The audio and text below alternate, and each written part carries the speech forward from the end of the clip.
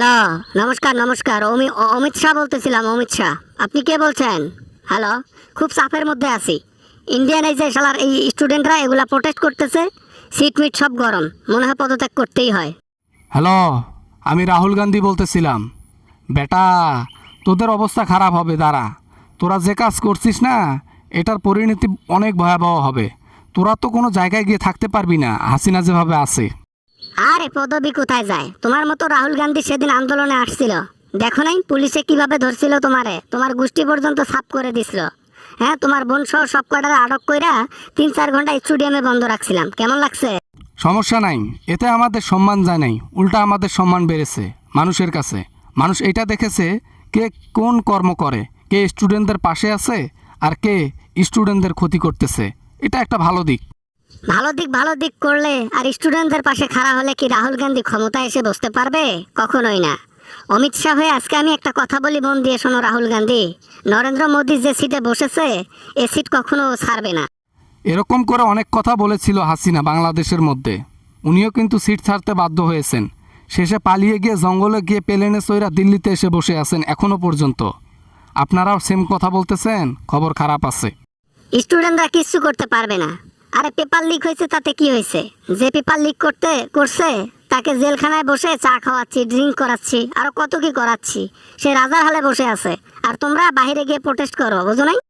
যতগুলো স্টুডেন্টদের গায়ে হাত পড়েছে, যতগুলো স্টুডেন্ট আহত হয়েছে, এর বিচার করতে হবে। আর আমরা চাই তোমাদের মতো লোক পদত্যাগ করুক, ওই আসনে যোগ্য ব্যক্তি বসুক যে দেশের মানুষের ভালো চাইবে, তোমাদের মতো লোক নয়। আরে রাখো রাখো, দেশের মানুষ আমাদেরকেই চায়। অমিত শাহ, নরেন্দ্র মোদী, শুভেন্দু অধিকারী এগুলাকেই চায়। এগুলার বাইরে কেউ কেউ সিটের মধ্যে বসতে পারবে না। এটা চ্যালেঞ্জ দেওয়া কথা, এটা মিথ্যা কোনো কথা নয়। বোঝো নাই ব্যাপারটা? এই যে শুনো অমিত শাহ, পদবি কিন্তু তোমারও চলে যাবে। তুমিও এই দেশের মধ্যে টিকতে পারবে না, এইটা মাথায় রাখিও। আমার গায়ে হাত দিছো না, একদিন সময় আসবে আমারও, সেদিন তোমরা পালানোর জায়গা পাবা না, গর্ত খুঁজে পাবা না। আমার আর একটি কথাও ভাল লাগতেছে না তোমার, বুঝছো রাহুল গান্ধী? তুমি আন্দোলনে আসছো, তোমার প্যান্ট ছিঁড়ে দিয়েছে প্রশাসনের লোক, তোমার এই নাকের মধ্যে আঘাত পেয়েছে, তুমি আরো কত জায়গায় যে আহত হয়েছো। এখনো তো হুকুম দিলামই না। আরে বেটা, এরকম অনেক এসেছে গিয়েছে। তোমাদের মতো লোক এই ক্ষমতার বাহাদুরি করে আর বেশি দিন থাকতে পারবে না। এই সালেই, এই কিছুদিনের মধ্যেই, এই মাসেই যেতে পারো। এই জুলাই মাসে হাসিনাও কিন্তু পতন হয়েছিল। এটা কিন্তু একটা কুফা মাস, এ মাসে তোমাদেরও পতন হবে। হয়েছে, কত প্রোটেস্ট করলো, কেউ আমাদের একটা চুলো ছিঁড়তে পারে নাই। তোমরা কি প্রোটেস্ট করবা? হ্যাঁ, স্টুডেন্টদের লড়াই আমরা ভালো করেই জানি। ওই মোল্লারদর মসজিদ পর্যন্ত, স্টুডেন্টদের দৌড় ওই রাস্তা পর্যন্ত, আর কিচ্ছু হবে না। অহংকারের পতন হবে একদিন, একদিন না, এই মাসেই হবে। স্টুডেন্টরা এবং সারা দেশ পজিটিভ রিভিউ দিচ্ছে, তোমাদের খেলাফে চলে যাচ্ছে, তোমাদের বিরুদ্ধে কথা বলতেছে। তোমরা যেটা করেছো এটা অন্যায়, এটা তোমরা মানো বা না মানো। আমরা অন্যায় করব, আমরা অন্যায় ভাঙবো।